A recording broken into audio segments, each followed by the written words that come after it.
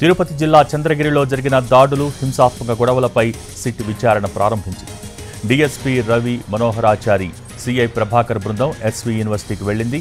తిరుపతి జిల్లాలో జరిగిన హింసాత్మక ఘటనలు, దాడులు అరికట్టడంలో పోలీసుల వైఫల్యం, అల్లర్ల కట్టడికి తీసుకున్న చర్యలపై లోతుగా విచారణ జరుపుతోంది.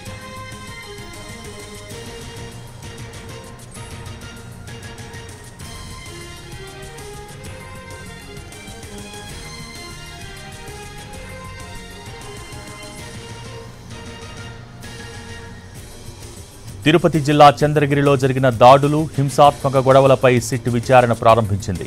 డీఎస్పీ రవి మనోహరాచారి, సిఐ ప్రభాకర్ బృందం ఎస్వి యూనివర్సిటీకి వెళ్లింది.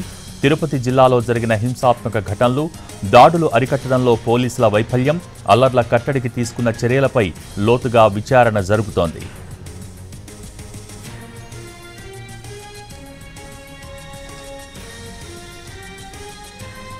తిరుపతి జిల్లా చంద్రగిరిలో జరిగిన దాడులు, హింసాత్మక గొడవలపై సిట్ విచారణ ప్రారంభించింది. దీనికి సంబంధించి పూర్తి డీటెయిల్స్ మా ప్రతినిధి కార్తీక్ లైవ్ ద్వారా అందించేందుకు సిద్ధంగా ఉన్నారు. Karthik, what to you? Yes right Bhogi, పోలింగ్ తర్వాత చంద్రగిరి నియోజకవర్గంలో చోటు చేసుకున్నటువంటి హింసాత్మక ఘటనల మీద సిట్ బృందం విచారణ మొదలైందని చెప్పుకోవాలి. ఏదైతే సిట్లో ఉన్నటువంటి ప్రధానంగా ఉన్నటువంటి డిఎస్పీ రవి మనోహరాచారి, సిఐ ప్రభాకర్ కొద్దిసేపటి క్రితమే ఎస్వియు క్యాంపస్ పోలీస్ స్టేషన్కి రావడం కూడా జరిగింది. ప్రస్తుతం లోపల ఇక్కడ ఉన్నటువంటి వారందరినీ కూడా ప్రస్తుతం ఏదైతే ఎస్వియు పోలీస్ స్టేషన్ సిఐతో పాటు ఇక్కడ ఉన్నటువంటి అధికారులందరినీ కూడా విచారిస్తూ ఉన్నారు. ఆ సమయంలో దాడి తర్వాత నమోదు చేసినటువంటి కేసులేంటి, ఆ వివరాలన్నింటినీ కూడా ముందరకు తెచ్చుకొని వాటన్నిటిని కూడా పరిశీలిస్తున్నారని చెప్పాలి. ముఖ్యంగా ఈ దాడికి సంబంధించి ఏదైతే పద్మావతి వర్సిటీ పోలీస్ స్టేషన్లోనే టీడీపీ ఇన్ఛార్జ్ పులివర్తి నాని మీద దాడి జరిగినటువంటి నేపథ్యంలో ఆ ఘటనలో దాదాపు ఇప్పటి వరకు కూడా 8 కేసులు అనేది కూడా నమోదు చేశారు. దాదాపు 70 మందికి పైగా కూడా వారందరి మీద కూడా 307తో పాటు ఇతర వైలెన్స్ కేసెస్ అనేది కూడా నమోదు చేయడం కూడా జరిగింది. అయితే ఆ కేసులు, ఆ సెక్షన్లు సరిగా ఉన్నాయా, లేదంటే ఇంకా ఏదైనా ఇంప్రూవ్మెంట్, ఇంకేదైనా బెటర్గా చర్యలు తీసుకునేటువంటి అవకాశాలు ఉంటాయా, లేదంటే సరైనటువంటి చర్యలు తీసుకోలేదా అనే దాని మీద కూడా ఇక్కడ ఉన్నటువంటి అధికారులను డిఎస్పీ రవి మనోహరాచారి ప్రశ్నిస్తూ ఉన్నారు. అదేవిధంగా ఆ సమయంలో ఎందుకు సరైనటువంటి విధంగా స్పందించట్లేదు, దాడి చేస్తున్నారని చెప్పి ఏకంగా అభ్యర్థి ఫోన్ చేసి ఒక డిఎస్పీ స్థాయి అధికారికి చెప్పినప్పటికీ కూడా సకాలంలో స్పందించారా లేదా, స్పందిస్తే ఎంత టైం పట్టింది అనే దాని మీద అన్నిటి మీద కూడా విచారణ కొనసాగిస్తూ ఉన్నారు. ఇప్పటి వరకు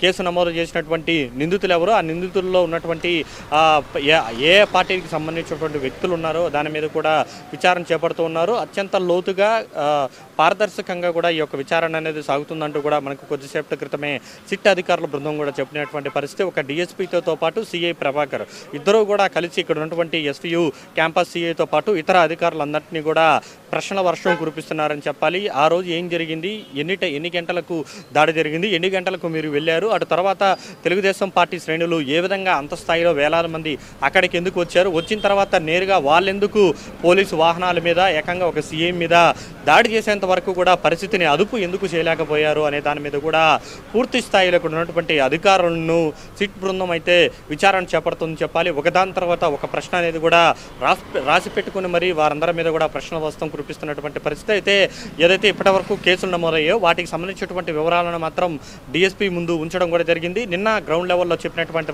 దాని ప్రకారమే ఆ యొక్క కేసుల వివరాలన్నింటినీ కూడా సిట్ ముందు ఉంచారు. ఇప్పటికే యూనివర్సిటీ పోలీస్ స్టేషన్లో విచారణ తర్వాత నేరుగా పద్మావతి మహిళా యూనివర్సిటీకి వెళ్తారు. ఎక్కడైతే స్ట్రాంగ్ రూమ్లో నాని మీద దాడి ఎక్కడైతే జరిగిందో ఆ ప్రాంతానికి వెళ్ళి నేరుగా ఆ దాడి జరిగినటువంటి ప్రదేశాన్ని పరిశీలన చేస్తారు.